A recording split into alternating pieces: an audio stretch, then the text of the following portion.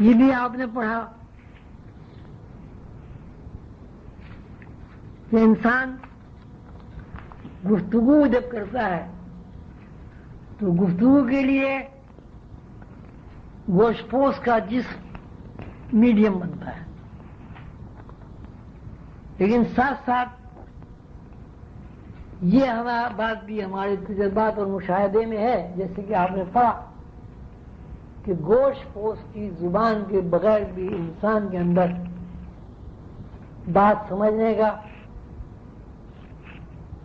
اور بات کو قبول کرنے کا، یہ بات کو رد کرنے کا وصف موجود ہے۔ ہر انسان کے ساتھ 10 20 50 100 واقعات ایسے ضرور پیش آتے ہیں کہ زبان ہلانی نہیں پڑتی، الفاظ استعمال نہیں کرنا پڑتے، لیکن ذہنی تقاضوں کے تحت، ذہنی قربت کے تحت وہ ایک دوسرے کی بات کو قبول بھی کر لیتے ہیں اور ایک دوسرے کی بات کو سمجھ بھی لیتے ہیں۔ یہ سمجھنا اس وقت بہت زیادہ آسان ہو جاتا ہے جب انسان گوشت پوش کو سنبھالنے والی ایجنسی یعنی اپنی اصل سے واقفیت حاصل کر لیتا ہے۔ یہ واقفیت حاصل کرنا روحانی نقطۂ نظر سے تو روح کا مشاہدہ اور تجربہ ہوتا ہے، لیکن دنیاوی علوم کے اعتبار سے خیالات کی منتقلی کی زبان کو ٹیلی پیتھی، ہپناٹزم، انتقال خیال وغیرہ وغیرہ کا نام دیا گیا ہے، جو ضروری نہیں ہے کہ روحانی علوم سیکھنے کے بعد ہی یہ زبان، انتقال خیال کی زبان آپ سیکھیں۔ ان کا تعلق مشق سے ہے۔ جو آدمی جتنی زیادہ مشق کر لیتا ہے، جس طرح کوئی آدمی مشق کرنے کے بعد بہترین انجینئر بن سکتا ہے، اسی طرح 2 آدمی مشق کرنے کے بعد بہترین ٹیلی پیتھی بھی سیکھ سکتے ہیں اور دوسرے کو اپنے خیالات منتقل کر لیتے ہیں۔ کسی چیز کو حاصل کرنے کے لیے ضروری ہے کہ انسان کے اندر مستقل مزاجی ہو، انسان کے اندر مرکزیت ہو۔ اگر کسی انسان کے اندر مرکزیت ہے اور مستقل مزاجی ہے تو وہ دنیاوی علوم میں بھی اور روحانی علوم میں بھی جو کچھ سیکھنا چاہے سیکھ سکتا ہے۔ لیکن اگر اس کے اندر مستقل مزاجی نہیں ہے، اس کے اندر یقین نہیں ہے، اس کے اندر ٹھہراؤ نہیں ہے، وہ ابھی ایک بات کچھ کہتا ہے، 1 منٹ کے بعد کچھ کہہ دیتا ہے، ابھی کہتا ہے مجھے یہ کام کرنا ہے، 1 مہینے کے بعد ارادہ تبدیل کر دیتا ہے، 1 مہینے تک کام کرتا ہے، نتائج سامنے آنے والے ہوتے ہیں، وہ اپنا ارادہ تبدیل کر دیتا ہے۔ نتیجے میں یہ ہے کہ وہ کامیابی کے نتائج سے بے بہرا رہ جاتا ہے اور کامیابی کا جو توازن ہے، تناسب ہے، وہ کم سے کم ہو جاتا ہے۔ تو روحانی علوم ہو یا دنیاوی علوم ہو، ان کے لیے ضروری ہے کہ آدمی مستقل مزاج ہو،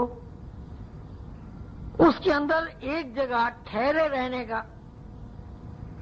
اتنا زیادہ حوصلہ ہو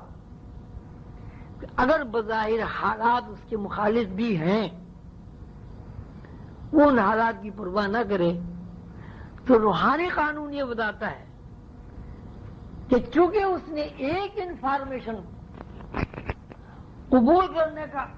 تہیہ کر لیا ہے، تو لہذا جو انفارمیشن اس نے قبول کرنے کا تہیہ کر لیا ہے،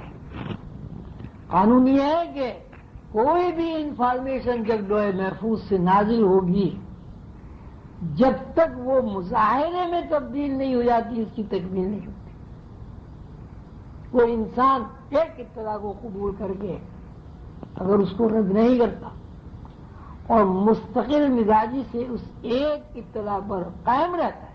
چونکہ قانون یہ ہے کہ اطلاع بغیر مظاہرہ بنے ہوئے واپس نہیں لوٹتی، سرکل پورا نہیں ہوتا، کوئی بھی اطلاع ہو، کسی قسم کی اطلاع ہو۔ آپ نے اس اطلاع کو قبول کیا، وہ یہ نہیں سمجھیے کہ آپ کے رد کرنے سے وہ اطلاع مظاہرہ اس نے نہیں کیا، یہ مذہب نہیں بنی۔ آپ نے اس کو رد کیا، آپ کے دوسرے بھائی نے اس کو قبول کر لیا، دوسرے بھائی نے رد کیا، تیسرے نے قبول کر لیا، تیسرے نے رد کیا، چوتھے نے قبول، یعنی اطلاع بغیر مظاہرے کے مکمل نہیں۔ اگر کوئی آدمی مستقل مزاجی کے تحت مرکزیت قائم کر کے ایک اطلاع اپنی صلاحیتیں استعمال کرے تو لازماً اس کا مظاہرہ ہوگا، یہ لوح محفوظ کا قانون ہے۔ جو مظاہرات نہیں ہوتے اس کی وجہ صرف یہ ہے کہ آدمی شک میں مبتلا ہو جاتا ہے، ایک پروگرام بناتا ہے اور خود ہی اسی پروگرام کو رد کر دیتا ہے، پھر کوئی پروگرام بناتا ہے، پھر اس کو رد کر دیتا ہے، اور نتیجہ اس کا یہ نکلتا ہے کہ جو اطلاع اس نے قبول کی تھی اس کا مظاہرہ کسی دوسرے آدمی کے اوپر ہو جاتا ہے اور وہ کامیاب ہو جاتا ہے۔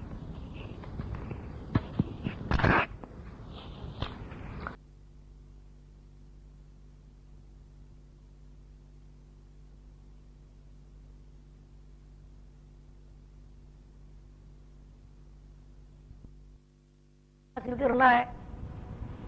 جو ہمارے باپ آدم کو اللہ تعالیٰ نے عطا کیا ہے، اور دوسری ہے کہ ہمیں ہر حال میں اللہ تعالیٰ سے قربت حاصل کرنی ہے، تو آپ لوگ روحانی بنیں گے۔ اگر اس کے علاوہ سب کچھ ہے تو ایک مقام پر جا کر رک جائیں گے۔ حضور قلندر بابا نے لوح قلم میں فرمایا ہے، جب کوئی آدمی جنت کی خواہش کرتا ہے اور اپنے ذہن کو اتنا صاف ستھرا کر لیتا ہے، مجلہ کر لیتا ہے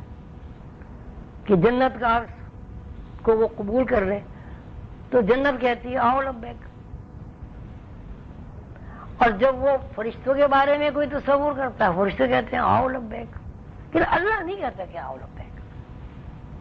اللہ تو اس وقت آپ سے آؤ لبیک کہے گا جب اللہ کے علاوہ آپ کے ذہن میں نہ دوزخ ہو، نہ جنت ہو، نہ دنیا ہو، کچھ نہ ہو، صرف اللہ ہو۔ اور جب اللہ آپ کے ذہن میں ہے تو ساری کائنات آپ کے ذہن میں، اور ساری کائنات آپ کی محکوم ہے۔ اگر اللہ سے قربت نہیں ہے، اللہ سے رابطہ نہیں ہے، اللہ کو آپ جانتے نہیں ہیں۔ حضرت ویس قدیر رضی اللہ تعالیٰ عنہ کو واقع سنایا حضور قلندر بابا نے کہ حضرت عمر اور حضرت علی